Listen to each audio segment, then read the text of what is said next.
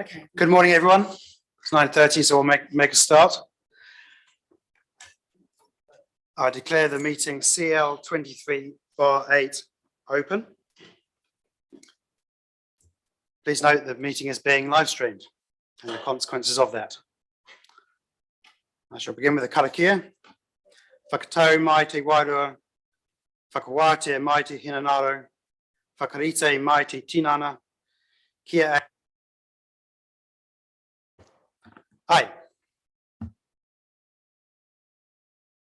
I have an apology from Councillor Sol and Councillor Henry for lateness.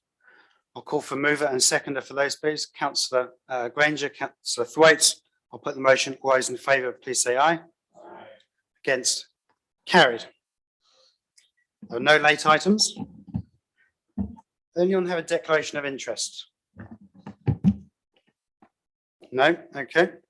There are no public excluded items, and I'm not aware of anyone for public forum. So I'll move on to page 7, and I'll report 8.1, recommendation for adoption of the 2023-24 dog control and health registration fees. Alison, did you want to introduce this one? Thank you, Mr. Mayor. I think that's working. So this paper might look familiar to councillors. Last week at the annual plan, long-term plan committee, we put forward the dog control and health registration fees for adoption.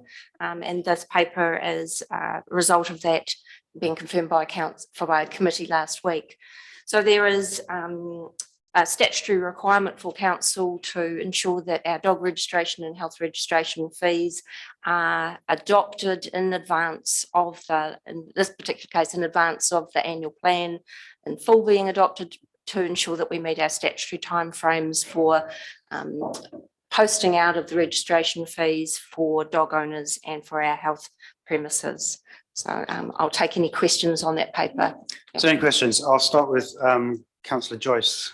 Sorry, and I'm looking forward to this getting done so I can register my dog. But we did have a submission from the eastern side of the district around truffle sniffing dogs.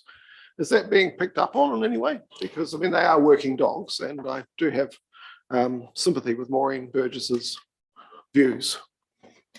So there is a requirement for council to make a resolution specifically around different types of working dogs.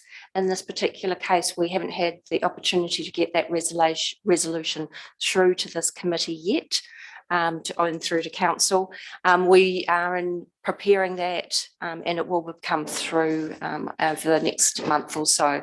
It does mean that we will not be in a position to have that resolution through before the dog registration fees are out. However, we are talking directly with that dog owner who's made that submission, and we'll be taking into account the submission that they've made. Yeah. Councillor Coxhead. I've got two quick questions. Excuse me. The first one, I think is probably the answer self-evident probably, but Matakana Island is half the price because it's an island? No. So basically our cost of our service in terms of the service that we provide for dog owners, there's been a decision made by council in the past around these dog fees being slightly lower.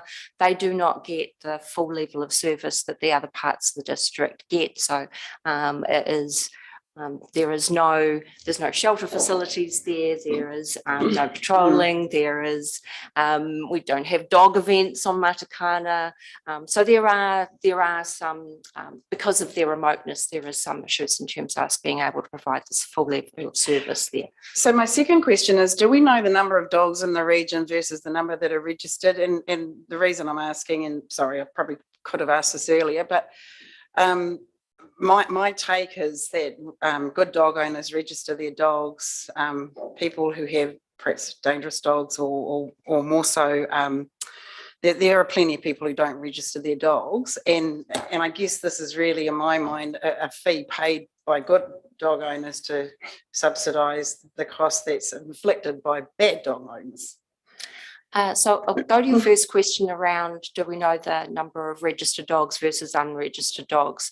So we have got just over I think it's 10,100 registered dogs.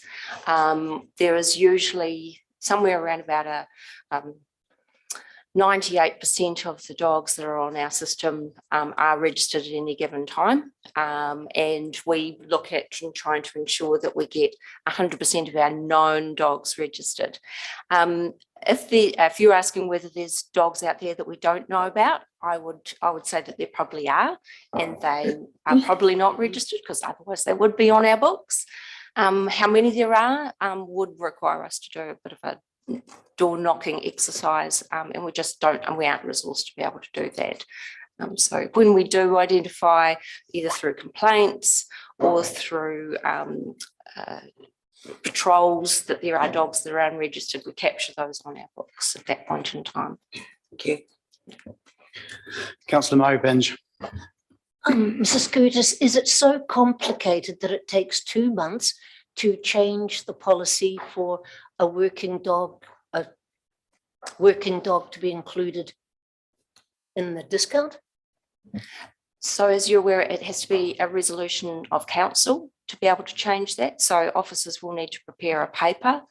We need to be quite clear about the criteria for that. And there are certain timeframes around getting those reports prepared and through the process where we notify that there is a paper going to council. So just those timelines around getting that through. Any further questions? There being none, I'll call for a mover and seconder for the 4 recommendations before us. Moved Councillor Murray Benge, seconded from Deputy Mayor Scrimger. Any debate? I'd like to speak to the resolution. I think our dog service department is really working well. It has a far better reputation than our neighbours, and I just think it's well done. So. If there's no further speakers, I shall put the motion. All those in favour, please say aye. Against? That's carried. So with there being no further information for receipt or resolution to exclude the public, I shall declare the meeting closed at 9:37.